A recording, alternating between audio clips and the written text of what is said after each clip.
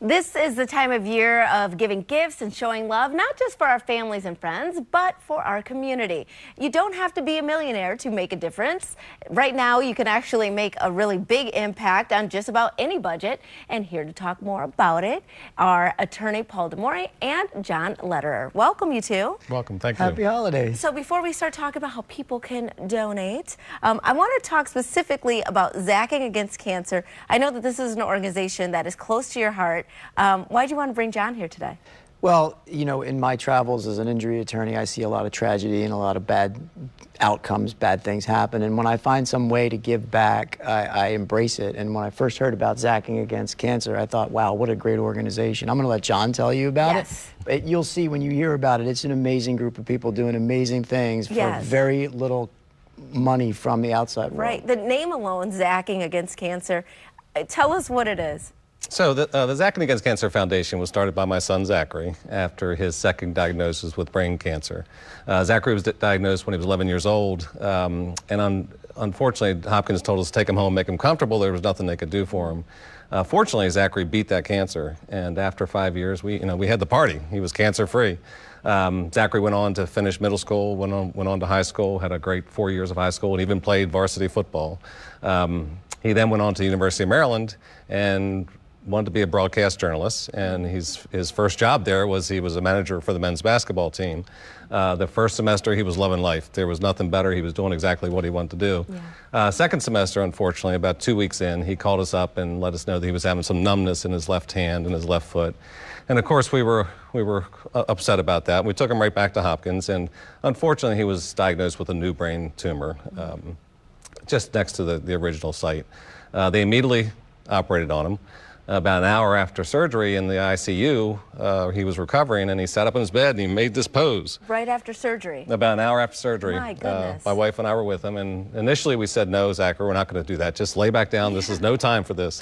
Right. So we relented, and we took that picture and asked him what was it all about, and he said he wanted to make sure his friends and family knew that he could beat cancer a second time. Oh, wow. And that they didn't have to worry about him. So powerful. I feel like even in that moment, he was still thinking about all of you. Well, he always thought about others first. Yeah. So this foundation is an extension of him thinking about other people. It's exactly right. It's his mission. This is what he wanted to do with this foundation. So the foundation, what does it do exactly? So the foundation does a number of things. Our primary job is to provide little things for patients that are going through the cancer process. And we're affiliated with 23 hospitals, and the social workers on this oncology floor provide us with a vetted patient that is in need of something. And most of it's financial.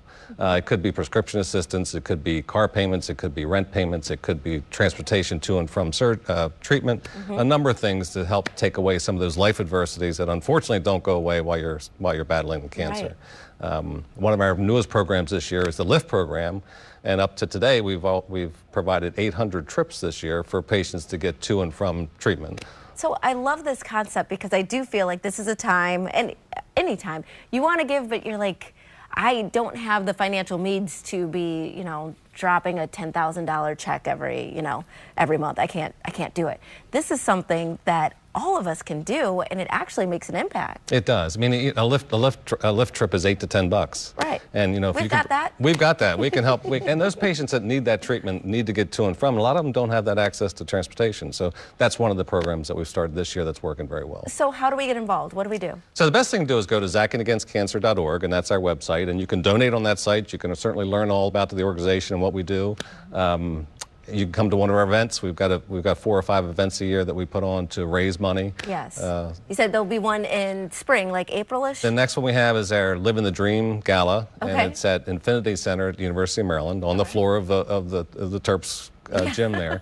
And that's a great gala. It's a lot of fun. We have about 500 or 600 people that'll be there. It's a great way to contribute and to have fun doing it. Absolutely. Well, thank you for being here. Paul, thank you for bringing him here. I'm sorry I didn't talk to you that much, but I mean, listen, he was great. These are real people making a real difference. So if you can help them out, it doesn't take much. Help them out if you can. Appreciate that, and appreciate you being here. And we'll be right back with more Midday Maryland right after this. Stay tuned.